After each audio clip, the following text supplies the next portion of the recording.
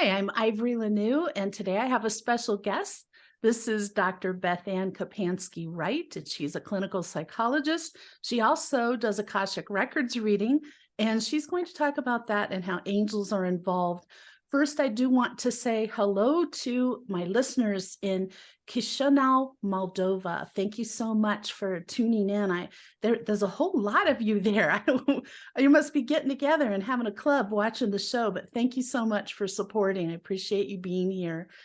I've known BethAnne for years now, and it's so funny because I've been involved in spiritual work for a long time and in spiritual studies for even longer, but I really had never dived into Akashic Records. So you, BethAnne, are the one who really got me interested in this. And I know there's probably a lot of people out there who have heard of it and don't really know what it is. Could you talk about that?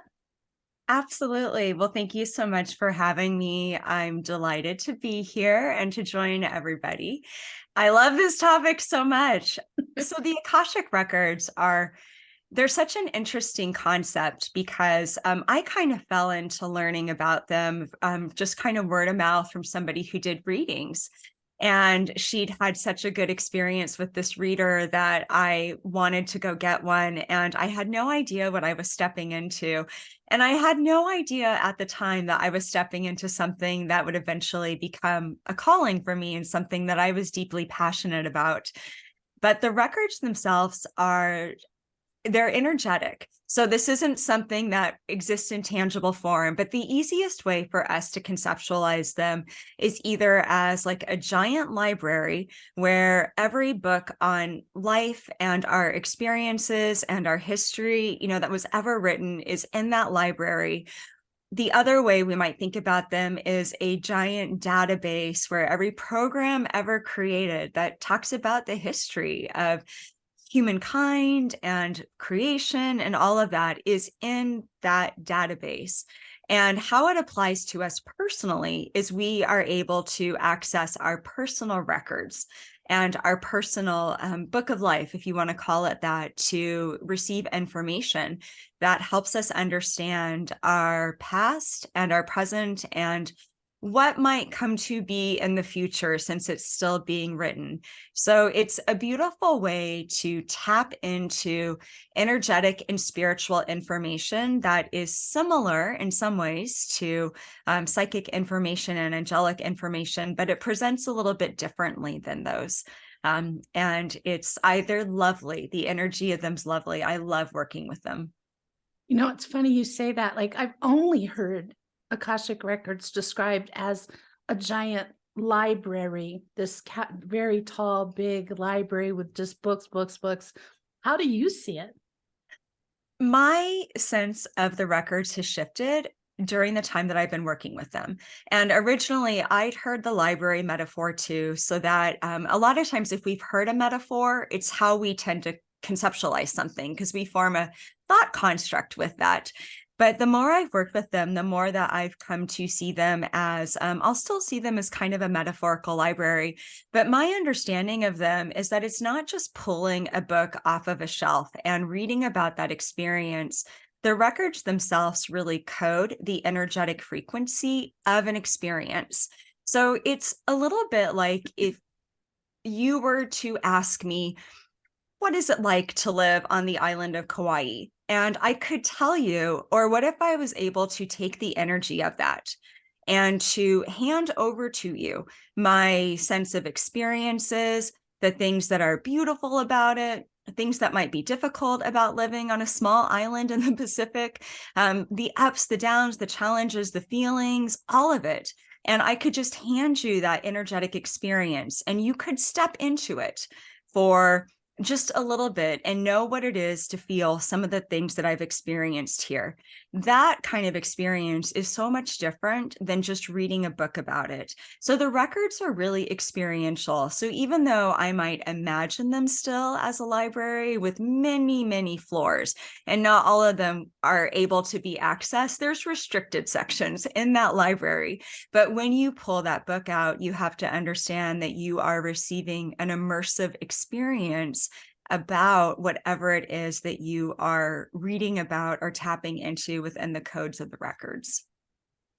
Yeah, I'm finding myself thinking back when I recently had you, BethAnne, do an Akashic Records reading for me on a specific topic. And it was a very interesting experience. And I still keep that situation has resolved, thankfully.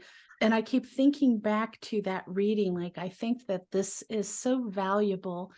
What I was kind of surprised by, it seemed like it was almost like combining a psychic reading, so using intuitive with angels, with this vast library of information. And so it was layered. I felt like that Yes. reading was very layered. That's a really good way. Thank you for sharing your experience with that. That's a beautiful way to look at it. It's almost like multidimensional information. And one of the things that I always say, I've been asked before, what's the difference between like getting a message from an angel or getting psychic information versus the records themselves? And I always say that an angel or psychic information is a little bit if somebody like reads a book or watches a movie and they tell you about it. And you go have a cup of coffee and they say, I just saw the most wonderful movie and I have to tell you about the plot. It was so fascinating. Versus actually watching the movie or reading the book. So the records are kind of that experience where you experience it for yourselves and they're a little bit more in depth. But there are complete elements of that intuitive and picking up on energy and things coming through in terms of sensations and clairvoyant images and some of the things that might come through in a typical psychic reading. How did you discover that you could read the Akashic Records?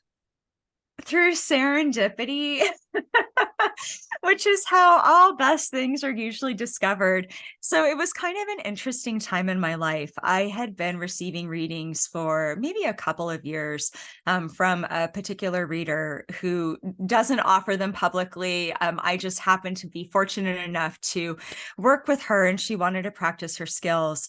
And what happened with that is I really had come to see the value in them. And I was going through some pretty big life transitions at that time, really big, phenomenal ones, where I was needing the information from the records in a way that was a little bit different than when we just might be curious. I had a reason for receiving all these readings, and she happened to be moving, and she was not available to do readings for me anymore. And at the time, I had, I think, signed up and found some kind of Akashic website where I was reading a lot about them and really educating myself. And I just had this flash one evening of, I wonder if I could open my own records. I've been receiving these for the last 2 to 3 years.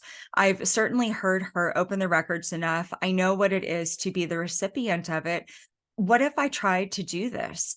And I remember vividly sitting down one evening, and I was really freaked out because I had never seen myself as a records reader and didn't know what was going to happen. And kind of saying the prayer as I remembered that she said it and trying to do what I'd seen her do, and really having a sense that something opened to me. And at the time, I had a couple images that came through, and they were so out of left field that I really was like, that was not my imagination. Like, that's not where BethAnne's brain would go if I thought I was opening the records and I really wasn't. And what I discovered when I did that, though, is I didn't really know what questions to ask. So it was kind of this interesting experience because once I opened the records, I shut them very soon after. It just felt so vast. But within a few days of that, I really felt called to try and do a formal reading for myself. And this time I wrote the questions out I wanted to ask. I kept them very simple. And I really like set the stage and lit candles and brought out crystals and, did these things to really, not that I needed to do those things, but for me, they symbolize that I was stepping into this intention and this space of wanting to really access my records and truly receive that information. And what came through that day was just so beautiful that after that, I shifted into slowly working with them for myself. And as I felt called, began to slowly give readings for other people. And what was coming through felt so accurate for them and helpful. It was one of those things where it scared me to do for a while. I think it's always very scary to step into a new gift and offer it to somebody else. but the benefits and the gifts of it were so lovely that I was like, I want more of this. So this was back in 2016. So it was about 8 years ago, or 7, 8 years ago when that happened. As you're talking about that, like how this came about, your angels came in, and I heard them say, we removed your reader from your life so that you would realize you had this gift. Like you might not have come to a place where you decided to try to read the Akashic Records, or it might have been a lot longer before you did. Oh, thank you for that. It's So true. that's I don't think I interesting. would have, right? Isn't it necessity breeds invention? You know, it was so true. I was in need, and I don't, it's often sometimes what is staring us in the face that is kind of obvious once we figure it out, but until we figure it out, we can't see it. And it's like I'd worked with her for 2 or 3 years, and it never once occurred to me I was meant to do that work, and that she was acting as this vicarious mentor without a formal mentorship or anything like that. I was just learning through the experience. Well, you know, you've had me thinking about it since we chatted once, and you brought up the fact that you said something like, Ivory, I'm surprised you don't see the Akashic Records because the angels are so involved in this. And I've been thinking about that since then, and I'm kind of where you were, like, I want to try it for maybe myself and clients, but haven't done that yet. It's been a little hectic with life. But let's talk about that. How are angels involved in Akashic Records? They're very aware of each other. And one of the things that's my understanding about angels and the records is both of them and they travel so close to God. You know, these are immediate sources of creation that are so close to creator source. And so close to the heart of God. And our angels are some of the keepers of our records. So often when we're going into the Akashic records, there's a very traditional prayer where some of the ones that have been taught a long time will say, like, masters, teachers, loved ones, and guides, you know, as somebody's praying to step into the Akashic records. But I've really found that our personal angels are some of the keepers of our records and help us access the records. And I actually opened the topic on angels in the Akashic records right before we hopped on here and just kind of asked, you know, what is going to come up on this podcast and what might listeners want to know, what might we need to know about this. And what I saw was that both of them are such similar energetic vibrations, and they're both kept at such a high frequency crystalline vibration, the energy of angels and the energy of Akashic. So they feel very similar.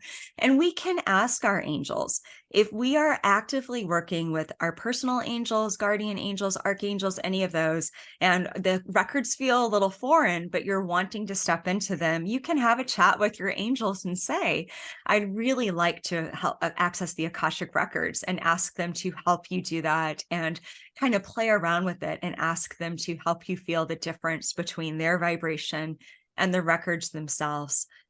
But our angels often will retrieve information from our records to bring to us, which is how some of our intuitive information comes through.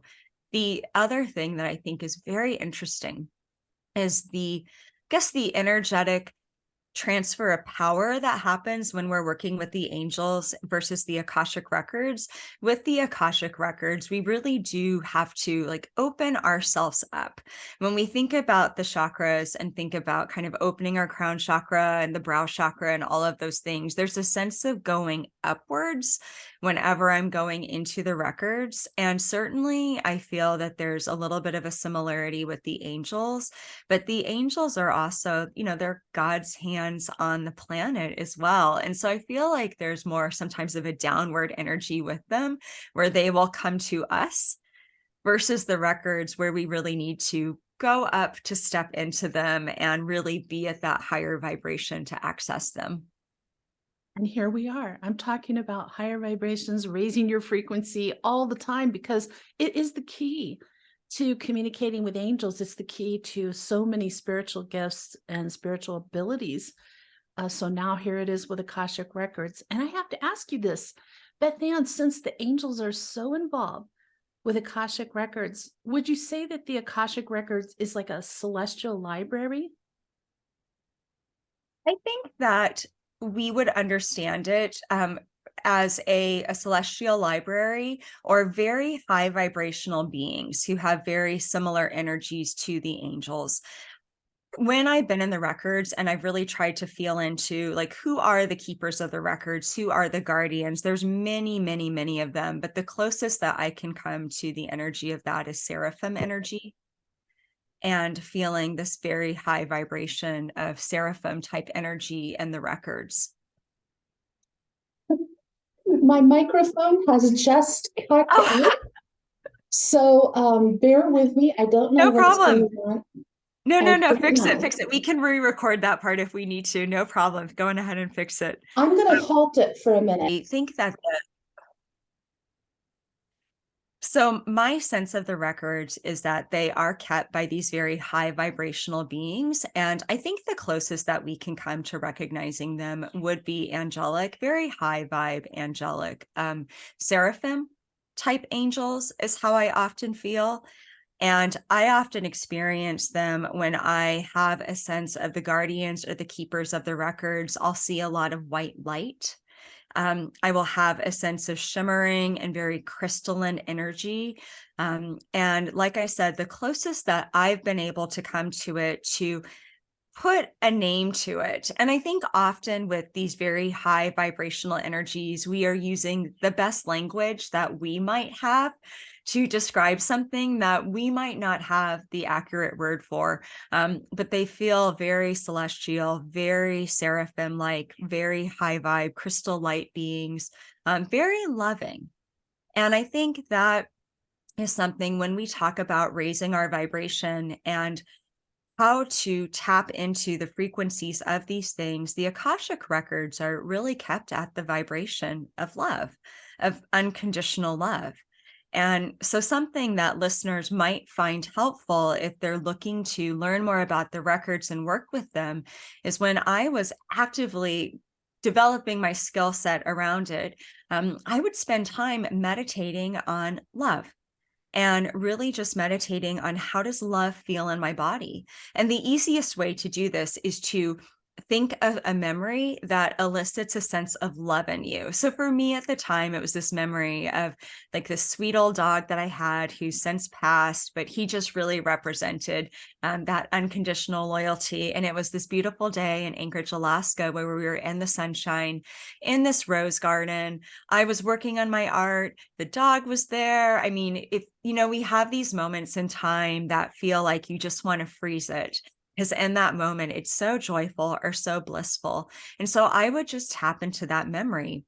And what actually happens, this is kind of interesting because on a psychological and I guess we'll say like cellular level, we are teaching our nervous system, this is how unconditional love feels like in my body. This is how it feels to tap into this frequency.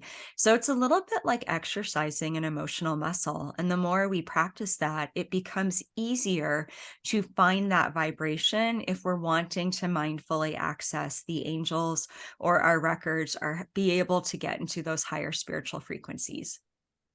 So interesting. What are some of the type of topics that will come through in an Akashic Records reading? A lot of individuals often want to know kind of the big question of like, what's my life purpose?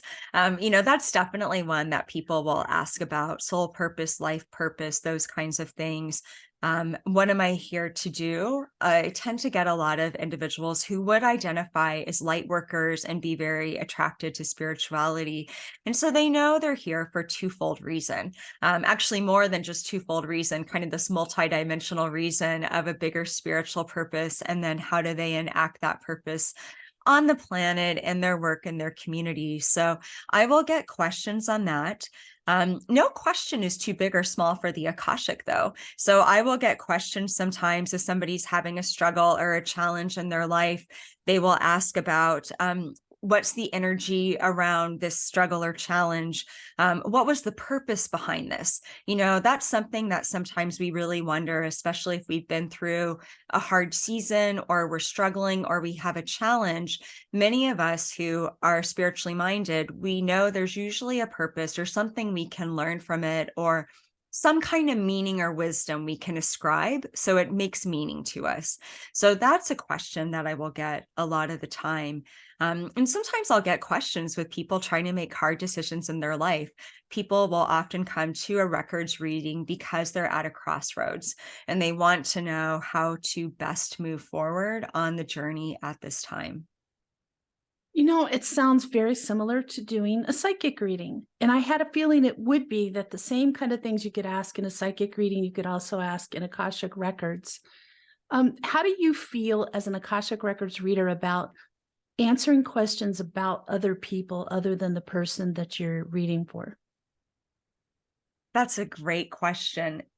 If we're coming at it from an angle of what does this person need to know about this relationship in order to help them move forward on the path, that is a question that is, I think, a fair question, and it's one that the records will give information on. But one of the things about the records, and I think this holds true in a psychic reading, is we can't access somebody else's records other than the person that we have permission from.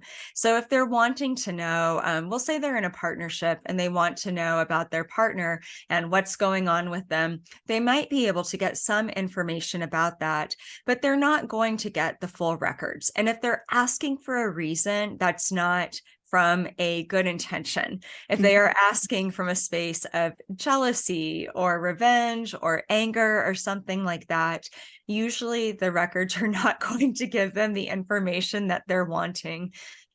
Stepping into somebody's records without their permission is like walking through somebody's house and going through their drawers and, looking in their journal. It's just not done. I've never tried to do it.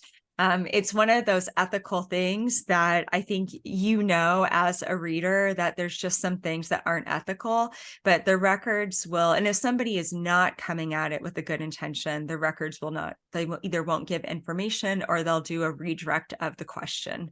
I suspected that would be the case because when I'm doing a psychic reading, if I can't tell, if I'm not picking up that there's something not on the up and up, it'll just close. Like there's nothing. It'll be like a wall comes down and there's nothing available. So yeah, and I'm with you on that whole thing. It's like going through somebody's house going, hey, I just want to kind of see what kind of stuff you got here. What's in this drawer? It's just not done. And whatever is received, again, will be in the highest good, I found. I think some of that too is the intention of the person, the psychic, the Akashic reader, the individual doing the reading. I set an intention for this work long ago, and I just put out this broadcast on, I guess, my spiritual network, if you want to call it that, and said, I'm only interested in working with light beings who are here to serve the Christ consciousness. And anything that I do is for moving forward the cause of love and the greater good and the highest good of the individual. And I'm not interested in information beyond that.